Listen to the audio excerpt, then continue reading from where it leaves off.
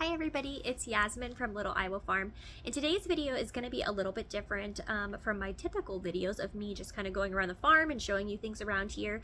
I have a napping toddler and my son is resting, so I'm going to try and film this video before they wake up. So I kind of wanted to talk about the journey to homesteading and self-sufficiency and the toxic behavior that can come with that, and like the toxic and obsessive mindsets that we can develop when we try so hard to become self-sufficient. So I have been seeing a meme circulating around on Facebook and on social media, basically talking about like how you're so overwhelmed with life, but then also you're trying to do all this other stuff. You want chickens and you want a garden and you want to make your own butter and do this and do that. I get it. I've been there. I am that person. That is me. I am so burnt out sometimes by trying to do everything. I set a goal that I want to make all of our own bread for the year.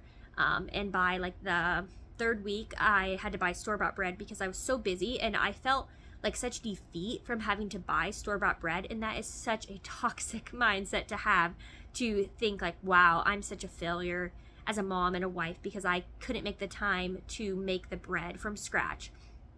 So I had to buy store-bought bread, and then we get into obsessive ingredient label reading, and we're like, oh, okay, look at all the ingredients on here that I had to buy, and I'm not providing such high quality food for my family. And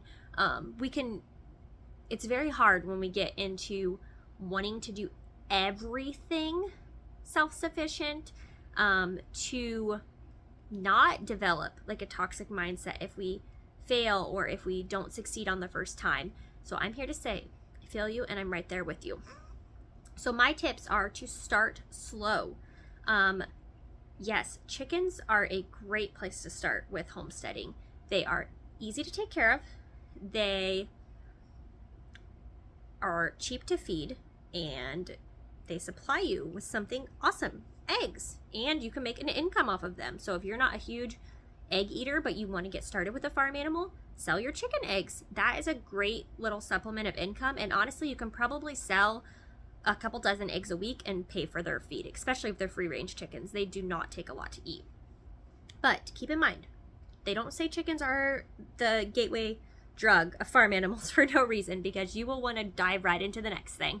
So we have 2 milk cows if you don't follow our channel, and then we also have a calf that we're raising as a milk cow.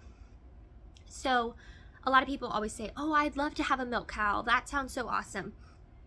Research the commitment of a large livestock animal before you just dive in. That was me. I didn't want to give my daughter store-bought milk, so the next weekend I said, honey, I want to buy this cow. And we went and got it. I did not grow up on a farm. I had never milked a cow in my life.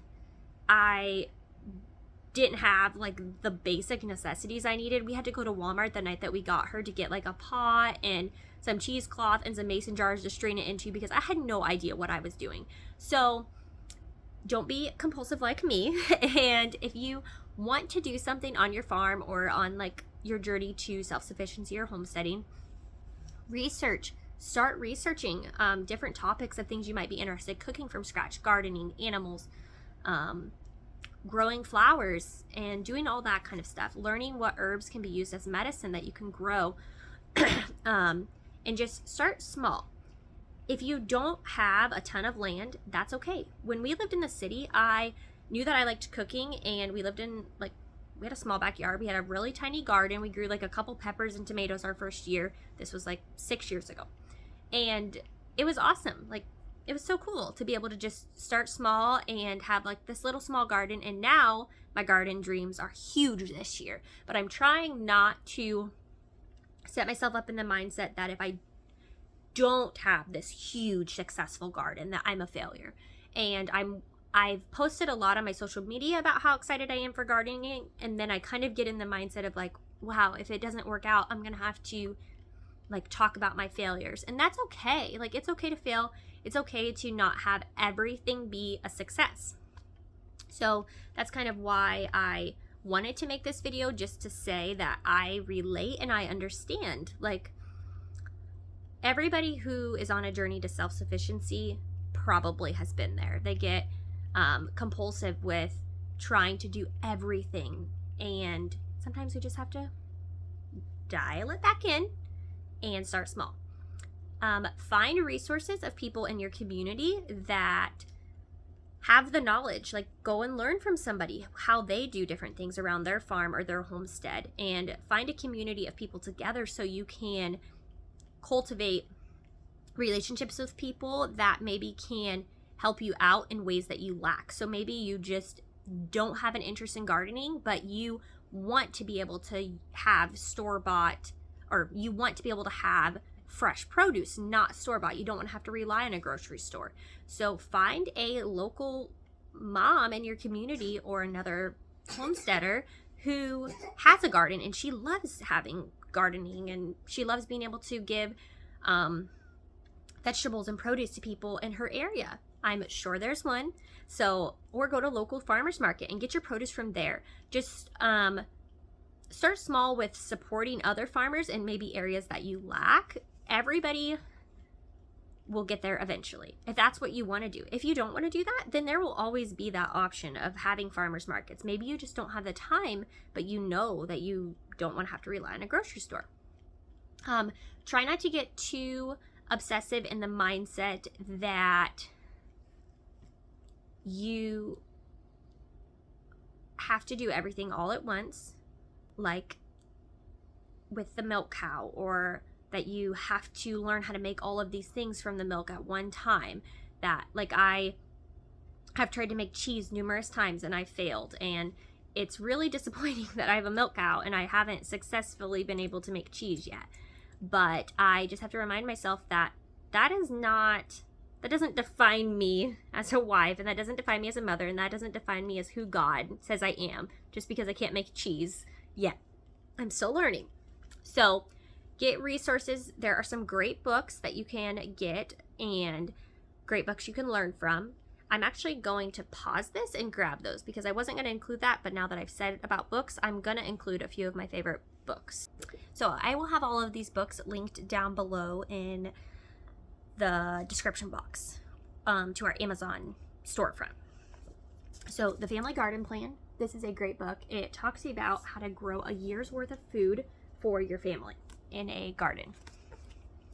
Also, side note, off the books, I want to say that don't feel like you have to have a ton of land to homestead or be self-sufficient. We have 17 acres, and I've actually realized that having this much land can get a bit overwhelming because I feel like there's so much I need to do.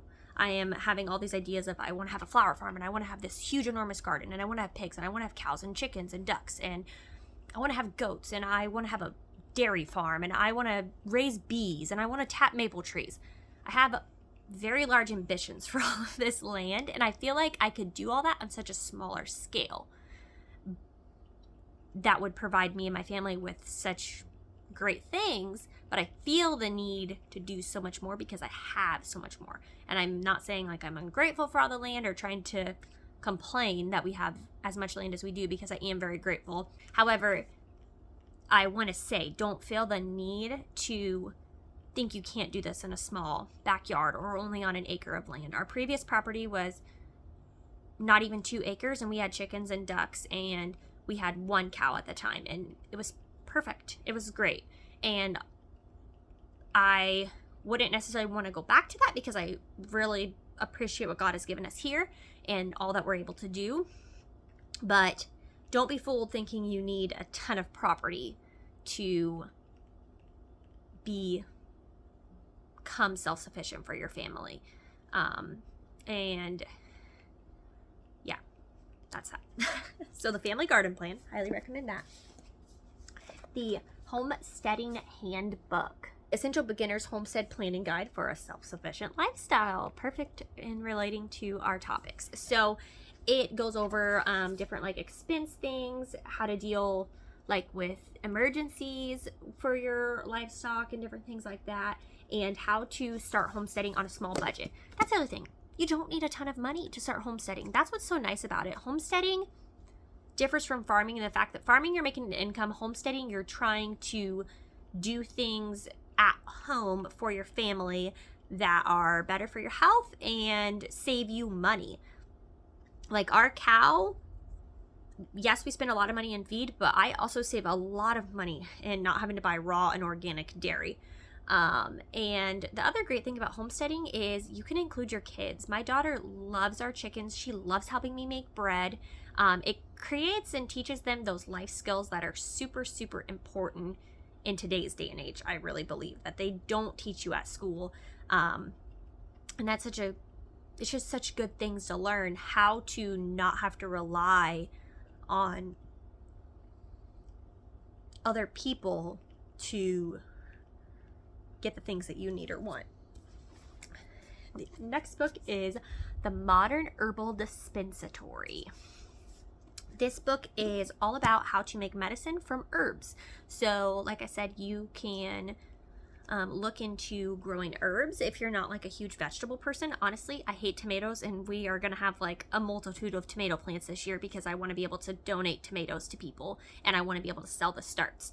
So, but I am huge into herbs and using herbs for medicine. In like the past year, I've been trying to get more into that and not having to rely on modern medicine. I don't think there's anything wrong with it, but I believe that alternative medicine can be a better option for a lot of people and has a lot less side effects. So I'm super, super excited. I haven't really dove into this book, but I have skimmed through it, and it just covers so many things about how to use herbs and plants for medicine. And last but not least, the Backyard Homestead Seasonal Planner. What to do and when to do it. So how to have a garden, orchard, barn, pasture, and equipment shed. So this covers like everything that you need to do in all different seasons for your homestead, which is nice. And it has like checklists and guidelines for you to follow of different things. Nice. And like I said, all of these books will be linked below. I have a lot more on my Amazon storefront. I think it just says books. There's a lot more in there that's included. Other books that I have, like a herbal book for kids about how to make tinctures and stuff for children. I have a book linked in there about keeping a family cow, how to do that like pretty holistically versus having to rely on medicine for your cow, and couple other ones in there. I'm not exactly sure. I have a bunch linked. We have a ton of books. I love using books as resources because I know the people that wrote them have a lot more knowledge than me, so I'm excited to absorb that knowledge. So this was a little bit all over the place, but I hope that it helps somebody and that it reaches somebody that needs to hear it, that it's okay to start small and it's okay not to have it all together, and it's okay to fail and it's okay to make mistakes, because we have all been there. And don't get too engulfed in trying to do it all at once, and don't get down on yourself when you can. Just start. I hope you all have a wonderful and blessed rest of your day.